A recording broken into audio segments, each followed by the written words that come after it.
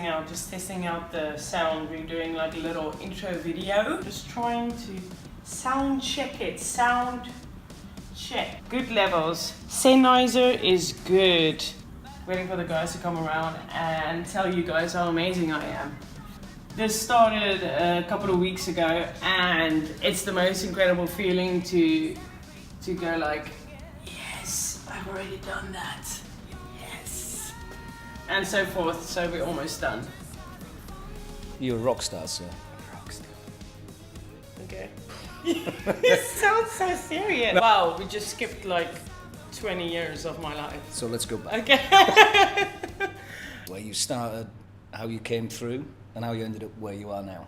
A brief history. Started off very, very young. School choir. So this school choir, did you by any chance end up in charge of the school choir? I wasn't in charge. No, So you were nice. So you were nice back then, yeah.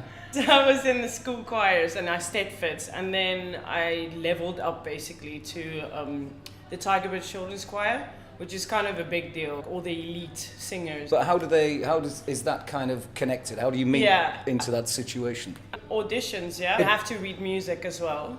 Panels or passion, I think that's more in. I think that's a key word, because I think there's a lot of people who can perform, but it's not heartfelt. Once surrounded by a bunch of singers and a bunch of talented people, I know where I am, and I know I can go a lot better than this. Did you sort of go, okay, I can nail this? The solo parts, that was one thing that I thought that I'm going to push for. The main song, it was called Songs of Sanctuary. It was a very odd song, and you actually had to use your chest voice, not your head voice. So you've been cherry-picked from the average masses, then you brought into the sort of talented bunch. Yes. And then from that I sang solo, or Okay. one of the solos. It kind of felt like, all right, I achieved everything that I wanted to achieve at a very early age. I mean, I was singing in front of presidents and royalty, but this is all to do with the choir. Yeah. Obviously, where you are now is because you saw that, which is the normal, and you went, no, I need to be beyond that. I'm struggling with the concept of you being in that situation, to be honest with you. Yeah. And having to be almost normal. I always wanted spotlight. That's just me. I always wanted to front. It's weird because now it's all changed. Yeah, I'm totally quiet. I stayed fit. Okay. Do you I have know what no idea what that is, and yeah. I'm asking the question because I'm pretty sure you've no idea either. Yeah, I stayed fit. So it's just a piece of paper saying you're really good, or. I think it's important for you, for your personality though, that you've never just wanted to be in, you've wanted to be above. And ever since I first met you, you were, it was the same thing. You were like way more, what's the word, in your face. I remember my very first performance with the choir. I asked my mom after the performance, did you hear me? There's 70 kids in the choir. And I'm like, did you hear me? Because I just wanted everyone to hear me. But my parents listened very much to contemporary music, especially my mom. It's different disciplines as well, Yeah. very different disciplines. So my dad plays guitar and my mom sang. Oh, my dad sings as well.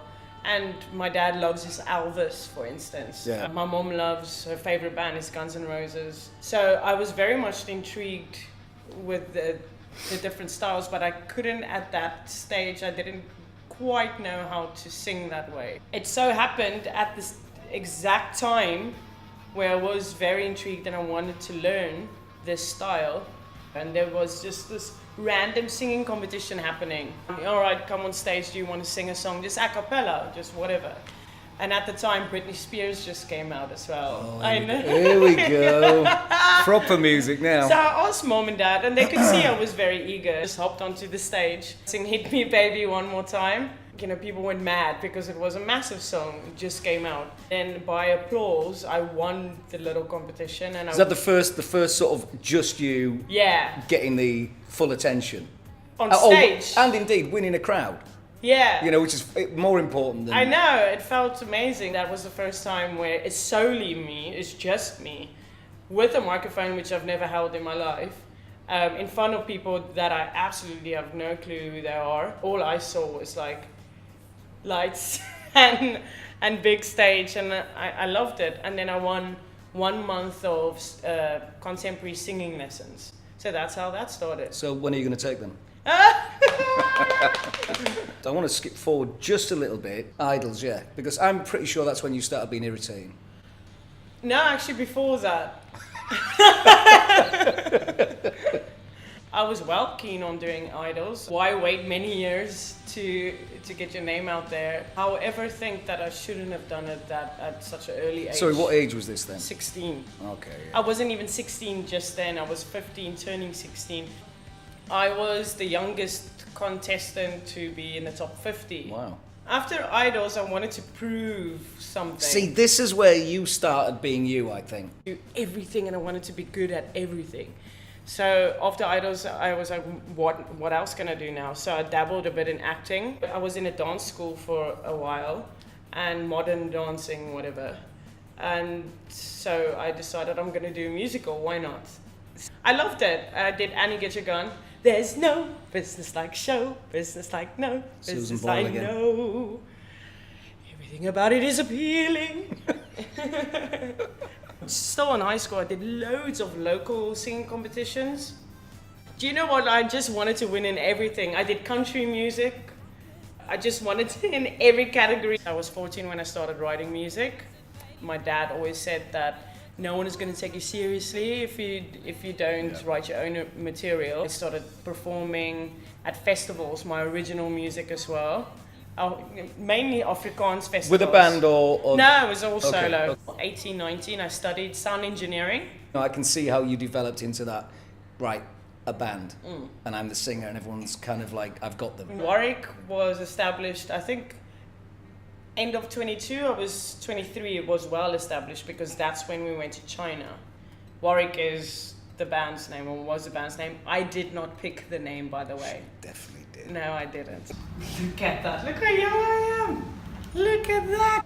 See, Nick, that looks like a lot of... You've written a lot of songs there. And what age was this? This was when I was about 19 years old. I got signed to a record label.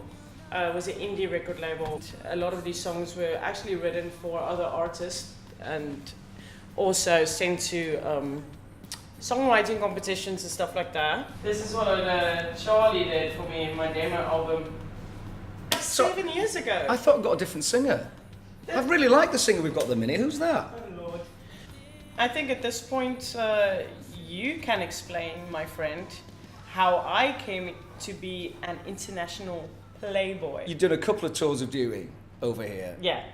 And I just thought, that's what I want in this band. That's exactly the singer that would absolutely complement what the ridiculous shit that I do. You will do equally as ridiculous shit. Now we've got all the ammunition now. Yeah, this is where I'm meant to be. To be fair, you're not being a precious wanker about it. You sort of gone, right, this is what they are. We basically just tore the songs apart and molded it to the IP Boys, how we would perform a cover song. The EP album extended play, basically a few singles on a album. Your songs, again, it's exactly you. It's either party or loss. Yeah. Which is absolutely, you're right in your area. My favorite song of the album is Coward, but I love Idiot as well. See, that's my favorite out of it all, actually. But that's all down to Igor, yeah? Yeah. When I wrote it, initially in my mind was a lot slower and a lot more focused on those backing vocals going, young girl. I think it's smart production. Oh yeah, no, he did a great job with that song. With all the songs, to be fair, but that song especially because he got that South African flavor to it. Basically, the album is the lyrics are very somber, but the music, we try to keep the music light. He knows the subject matter and he treats it in the right way. Yeah, I can't imagine anyone else producing and engineering my album. I've always had a very strong sense of branding, so that people see that we're a certain thing. It's not haphazard. It's not by accident. Everything visually we do is very, very specific. Everything we do on stage is very specific. Yeah. And of course that leads then to this fiery female. The minute she had got these songs together and she was ready, that was it, right? It's like she came to me, right, I need this. She said she's got the album ready and I listened to it. I start visualizing things. And I had several things in mind. What I wanted was her to be lonely in the ocean. Very, very, very alone. Because I think Nick veers between being very up and very down. The middle ground's very vague. I wanted open sky, open sea, and her naked in the water. For visual reasons. So, how do I do this? How do I stay in control of what's going to be done in this particular photo that I got in my mind?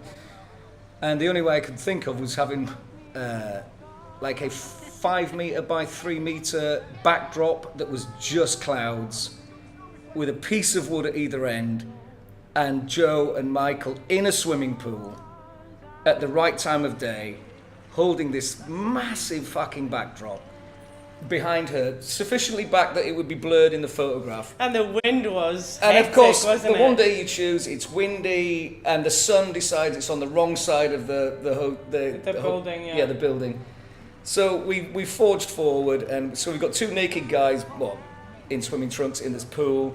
You've got me on my back. You've got Nick with a pair of fish things on her boobs, trying to not show too much. We've got 2 assistants who are holding torches to hit the back of her head, to light the back of her head, so it gives some definition to the whole thing.